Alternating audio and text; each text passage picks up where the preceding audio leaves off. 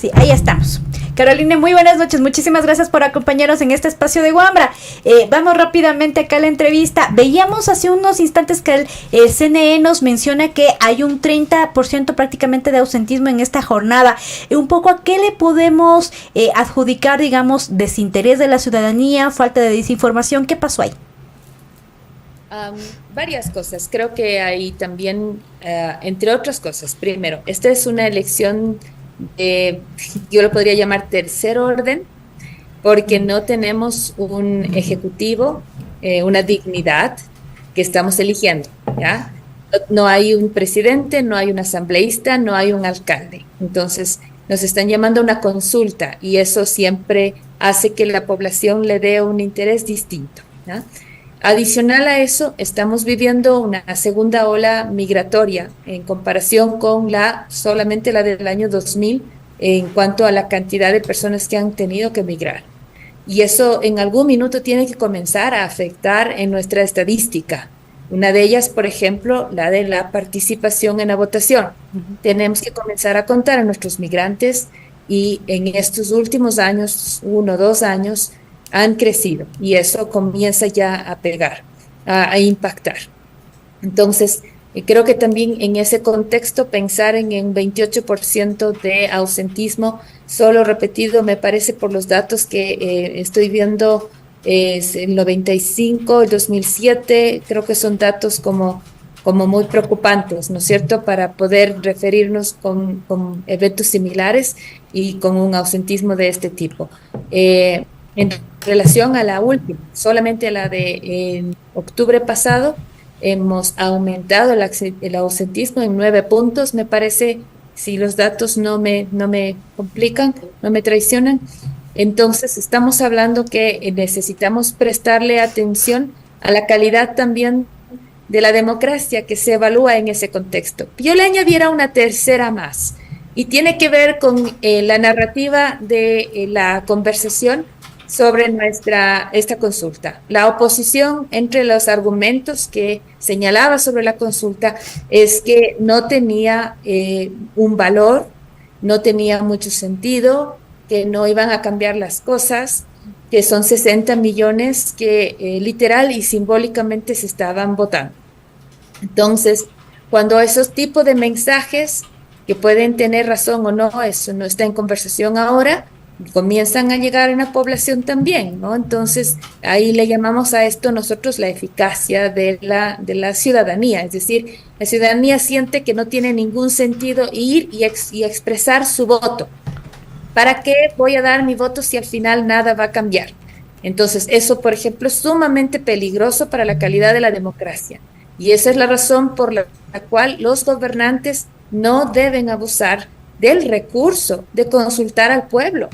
El año pasado, Vero, nos pidieron que demos nuestra opinión sobre el dejar o no el petróleo cuidado ahí para proteger el Yasuní. ¿Recuerdas tú? Y la población dijo, cuide el Yasuní, deje ahí, no toque. ¿Qué ha pasado? No sé. Entonces, claro, de hecho preguntábamos aquí en Wambra cuál, digamos, voluntad popular va a respetar Daniel Noboa, el Yasuní o ahora la que gana con la pregunta de la militarización. Recordémosle nomás, ¿no es cierto? Entonces, ahí tú tienes una razón por la cual la gente, al menos que ha ido con convicción, ¿no es cierto?, a dar su manifestación, su expresión del voto. En este minuto, si es que esta vez ya no va, pues tendría una razón más de no ir, ¿no? Esa es la razón por la cual no hay que abusar del recurso y una vez que el pueblo se manifiesta, hay que cuidar mucho de la expectativa, ¿no? Por ejemplo, ahora, si es que diremos que lo del exit poll sea verdad, porque en este país justo estaba conversando con una colega del New York Times que me escribe y me dice, pero ¿y por qué no creen al exit poll? Digo, es que en este país no hay cómo creer mucho, hay que tener paciencia. Y ella, como viene mira, pues allá reporta la región para el New York Times y no entiende cómo es posible que no creamos todavía. Digo, es que en este país hay que espera un momento, 1 hora más, aunque sea. Y es que es verdad. Entonces, digamos que lo del exit poll es así. ¿ya? Y que todo el eje seguridad, el sí, es concretado, ¿no es cierto? Y el presidente tiene que ejecutar la voz del pueblo. Si es que no cambia las condiciones de inseguridad y violencia que el país vive en estos próximos meses, luego, ¿cómo el presidente va a pedirle el voto nuevamente en febrero del 2025? Entonces, nuevamente se altera las condiciones en las que la gente cree que su voz tiene algún valor, ¿no? La eficacia ciudadana hay que cuidar y por eso no se debe abusar de estos recursos. Y también cómo se ve en la lectura de las preguntas D y E en este panorama ya electoral. Bueno, aquí creo que hay varias lecturas. Yo coincido con Alondra Enríquez cuando dice que además de lo que han hecho los activistas, que es un valor importantísimo el del activismo, también hay un rol indispensable de aquellos jóvenes que se la han fajado, el Pablo, la Kairen, ¿quién más? Bueno, puedo omitir algunos y no vale porque son algunos individuos que se han puesto en TikTok, en Instagram, explicando además conceptos que son complejos y que sobre todo a la juventud le puede llamar mucho la atención. La flexibilidad laboral está dentro de estos valores postmaterialistas, lo mismo los recursos ambientalistas, que fueron esos dos temas que incidían en ambas preguntas y que a partir de estrategias muy creativas pudieron llegar tanto en Instagram como en TikTok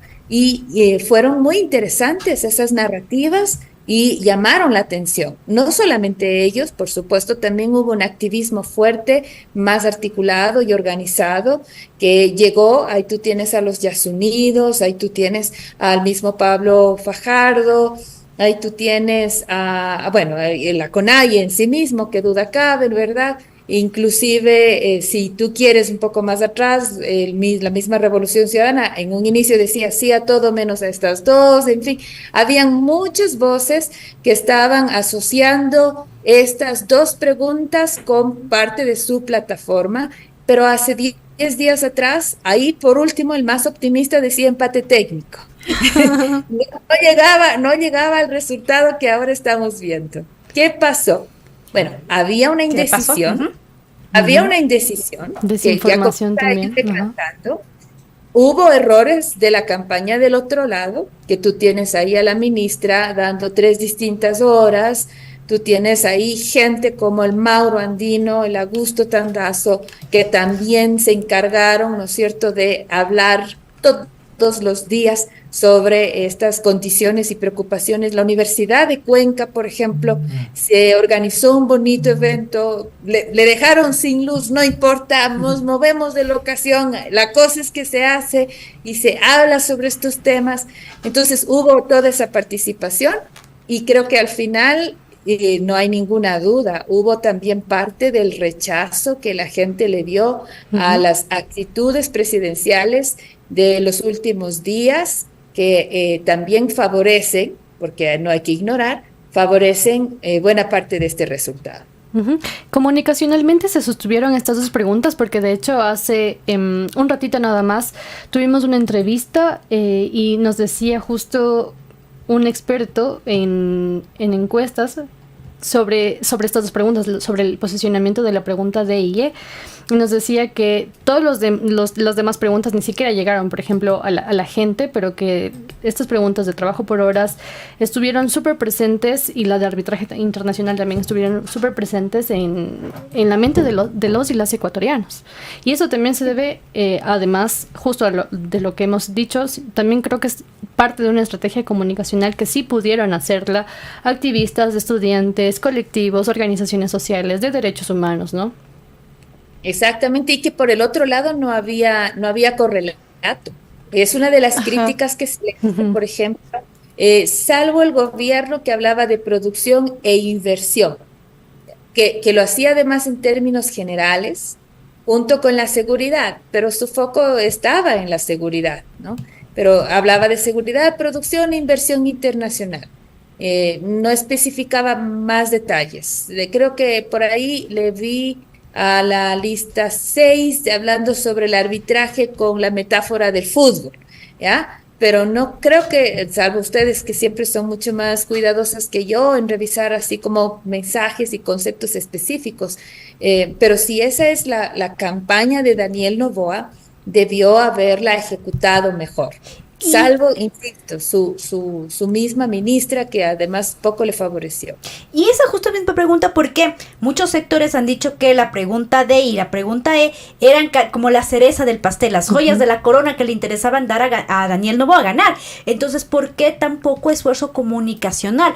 A menos que sean las vocerías. Me parece que más empeño, comunicacionalmente hablando al menos, le puso la pregunta de la militarización con estos spots del militar abriendo la botellita, que la caja. Bueno, que tampoco era buen spot ese. No tenía. Solo le puso esfuerzo, dijo. No, mi hija Amanda, de 14 años, que tiene una mente fabulosa, o sea, era así como, estaba absolutamente indignada con ese tipo de mensaje que estaba además recibiendo de parte del Estado, o sea, por todos los lados le indignó ese tipo de spot. Pero bueno, salvo esos errores comunicacionales que en términos de derechos eran terribles, ¿no? Terribles. Creo que lo que hizo el gobierno era entender que en este tipo de preguntas de mayor complejidad, la comunicación era muy dispersa, y en donde la seguridad, en cambio, dado que era el principal problema de la preocupación, diremos, de la nación, ahí no había pierde, ¿no? O sea, a ver, era muy difícil que la gente le diga no a una pregunta como: ¿quieres que la policía y los militares requisen armas para que no entren a la cárcel? O sea, además es un absurdo de pregunta, porque solo necesitas un decreto ejecutivo para hacerlo. O sea, no entiendo cómo esa pregunta ya está, y el mismo, no entiendo siquiera cómo es que pasa el filtro constitucional una pregunta así. Pero bueno, pasó el filtro, está, y esa es la que es. Las preguntas sobre seguridad son lo que le llamamos normalmente en este tipo de configuración la carne, ¿no? Las otras eran el hueso. Y entonces tú haces campaña con la carne, con aquello que sabes que la gente no puede negar.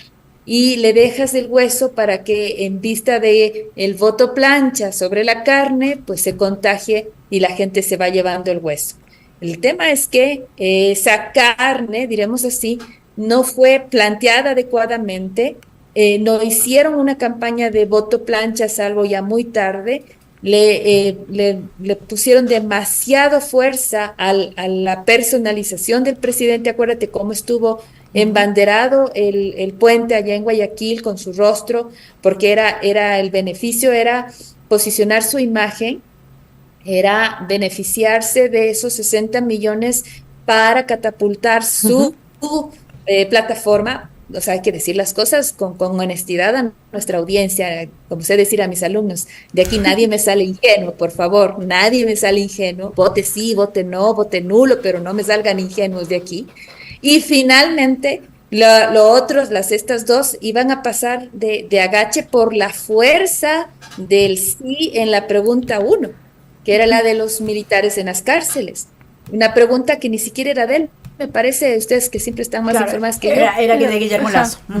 Fue de Guillermo Lasso, aquí el único que ha triunfado. Una en todo pregunta caso reciclada. Que la pregunta reciclada.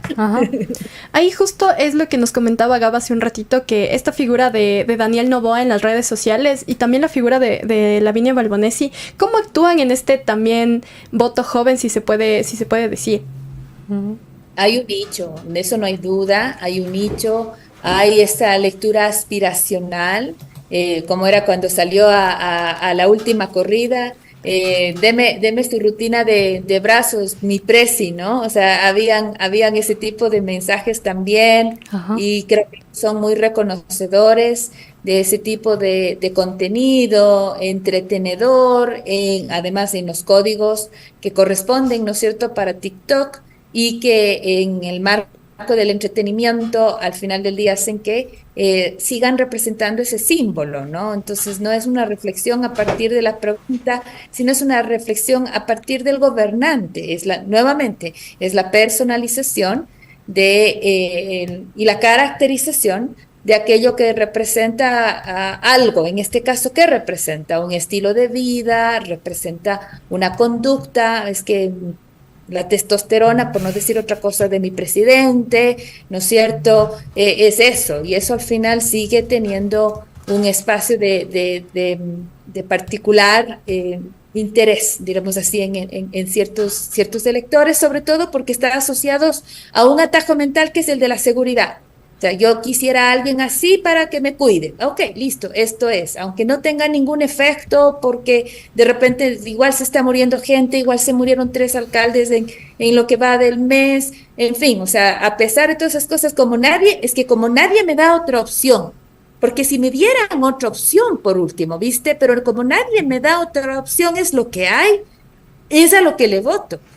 Y eso en cambio no pasó con el trabajo por horas. En el trabajo por horas hubo gente que me llegó y me dijo, mira, no cometas este horror porque no te van a dar vacaciones, no te están diciendo ni siquiera con claridad cuánto mismo es que vas a ganar, le están dando más poder a un empleador que ni siquiera tiene buen regulador, el Ministerio de Trabajo no está muy bien organizado para atender esto, entonces no sea chuncho, vota no. Y esa nota llegó. Y eso es lo interesante, porque alguien le dijo el no y por qué no de manera razonable. Y lo mismo sucedió con lo del arbitraje. Le explicaron, se tomaron el tiempo de explicarle por distintos medios, ¿no? Ahora, adicional a eso, porque es que tampoco nos vamos a hacer los locos, adicional a eso hubo una semana de castigo hacia la mala planificación y luego también hacia el engaño, porque a la gente no nos gusta que nos engañen y nos tomaron el pelo durante 4 días diciendo que se evaporó el agua de Masar. Aquí en Cuenca eso no pega ni de chiste, ¿no? O sea, aquí el paseo a Masar, compañeras, forma parte del currículo escolar. O sea, aquí a los niños en escuela se les explica qué pasa con el agua de Masar. Como Roberto Izurieta no hizo la escuela en Cuenca, fácilmente le engañaron. Entonces, no, aquí se sabe muy bien qué es lo que pasa y cómo funciona. Y eso es lo que lamentablemente cayó el gobierno en una mentira y quiso engañarle al pueblo en esa misma mentira. Y ya para finalizar nada más, Caroline, ¿cuál cree que va a ser ahorita el discurso de Daniel Noboa? ¿Más cauto, más triunfalista? Va a hablar el corazón más que... Lo que pasa, ¿sabes qué me preocupa? Es que la caja de mensajes de Diario El Telégrafo dice goleada. Y cuando vos ves eso en el diario público, que sabemos muy bien que tiene a su vez la agenda gubernamental, que eso no ha cambiado, ¿no? Entonces tú ahí te das cuenta el peligro. El peligro de plantearse esto como una goleada, porque esto no es fútbol, señores. Esto hay que plantearlo no a partir de cuántas preguntas gané y cuántas preguntas perdí, sino de qué es lo que me está diciendo el pueblo. El pueblo le está diciendo, asumiendo nuevamente este exit poll como dato certero, el pueblo le está diciendo, señor presidente, yo compré su propuesta y su modelo de seguridad que es anclado en los militares. Yo en este momento no le estoy dando excusas para que solucione el tema de la inseguridad y violencia. Si de aquí a febrero esto no está resuelto y usted me vuelve a pedir el voto, va a ser muy difícil que se lo pueda dar. Entonces, el presidente en este momento sabe, y si no sabe, está bien complicado porque ya no puede seguir ignorando, que tiene una alta expectativa en la población para resolver la inseguridad. Le ha dado el pueblo todo lo que el presidente le ha pedido. Una oportunidad más. El 3 puntos más en el IVA, tenga. Le pidió, por favor, militares por todos los lados, tenga. Le ha pedido sacrificios, como por ejemplo, el quedarnos sin luz 8 horas, ya no importa, ok, ya. Le engañaron, me engañó usted a mí, bueno, ya. Tenga, ¿ok? No le voy a dar el permiso de la flexibilidad laboral, no le voy a dar el permiso del arbitraje, eso no, ya, en ese sentido por ahí no va. Pero la seguridad, este es el único trabajo que le estoy pidiendo. Si eso no resuelve el presidente, no creo que para febrero tenga plataforma alguna con la cual se pueda sustentar. Ahora, en este país todo puede pasar, como nos sigue demostrando una y otra vez. Hace 10 días atrás era otro el escenario y mire usted lo que sucedió. De manera que, de nuevo, hay que esperar hasta ver qué pasa en noviembre, cuando comience nuevamente el proceso. Hay que esperar, por ejemplo, buena parte de estas preguntas dependen de lo que sucede en asamblea. Y recuerda que el presidente quemó todos sus barcos en asamblea. Creo que le queda solamente ciertos barcos en el Partido Social Cristiano, ni siquiera muchos. Entonces hay que ver, él ha demostrado ser hábil en el manejo del legislativo. Habrá que ver si esa habilidad le dura ahora, porque va a necesitar del legislativo para poder avanzar con su agenda que le toca, porque buena parte de esas 11 preguntas estaban atadas a procesos legislativos. Y ahí, por ejemplo, también habrá otra agenda interesante. Y luego, recuerda que esa agenda legislativa, ya sin tener más pendientes y obligaciones con el Ejecutivo y con los barcos quemados, va a activar una agenda fiscalizadora. Y ese será un escenario completamente distinto para Daniel Noboa. Muchísimas gracias, Caroline, por esta entrevista y bueno, estaremos pendientes de qué pasa con este discurso de Daniel Noboa y cómo se siga dando la cosa en los siguientes días. Muy amable. Gracias, Caroline. Gracias, Caroline. Hasta luego.